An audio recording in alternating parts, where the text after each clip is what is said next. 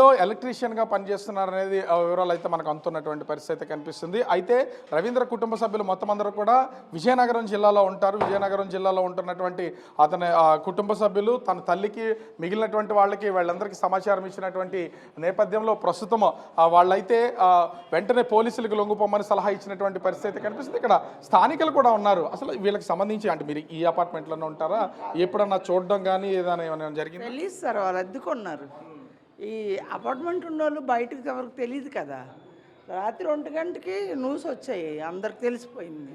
అంతే, అలాగే ఎప్పుడెక్కడ ఇలా జరగలేదు. ఎల్బీ నగర్ ఇది, ఈ వార్డులో ఎప్పుడు 70వ వార్డు మాది, ఎప్పుడూ ఇలా జరగలేదు. అసలు కొట్టుకోవడాలు కూడా ఉండవు ఇక్కడ. ఎందుకంటే ఎప్పుడు పోలీసులు మాకు తిరుగుతారు, నైట్ 1-2 వరకు తిరుగుతూ ఉంటారు మా దగ్గర. అలా మేము ఎప్పుడు ఇచ్చిన అయితే పోలీస్ స్టేషన్కి కంప్లైంట్లు కూడా పెడతాం.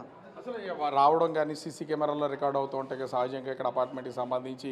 అసలు ఎప్పుడన్నా అంటే భార్య లేదు కాబట్టి వేరే అమ్మాయిని ఎవరినైనా తీసుకురావడం ఇట్లాంటిది ఏమన్నా చూసినటువంటిది ఏమన్నా ఉందా? అసలు లేదు సార్, ఎప్పుడు అది మా ఏరియాలో ఎప్పుడు అలా చూడలేదు. అమ్మాయిలు తేవడం అలా ఎప్పుడు మేము తెలియదు మాకు కూడా. ఇప్పుడు మా ఏరియాలో ఏంటంటే మా అమ్మలకి ఉంటారు అంటే ఇక్కడ ముఖ్యంగా చూస్తే